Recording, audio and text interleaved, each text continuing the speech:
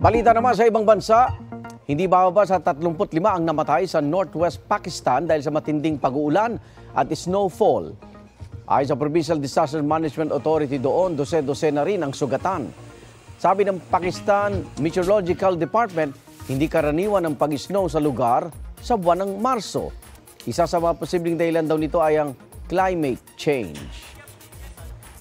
Hindi raw maghihigpit ang Israel sa dami ng Muslim na pupunta sa Al-Aqsa Mosque sa Jerusalem para sa unang linggo ng Ramadan. Sa pahayag ni Israel Prime Minister Benjamin Netanyahu, katulad pa rin ng mga nakaraang taon ang dami ng papayagan nilang pumunta roon. Wala siyang tinukoy na eksaktong numero. Sisiguruhin daw nilang malayang makakapagsimba ang mga pupunta roon sa gitna ng hindi pa natatapos na gyera ng Israel at Hamas. Magsisimula ang Ramadan sa March 10. Inilabas na mga official poster ng 2024 Paris Olympics at Paralympic Games. Tampok sa dalawang poster ang ilang sikat na monumento sa Paris, tulad ng Eiffel Tower.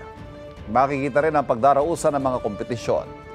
Inspirasyon nito ang Surrealism bilang pagbibigay pugay sa Surrealist Manifesto na na-publish noong 1924, ang taon kung kailan huling naging host ng Olympics ang Paris.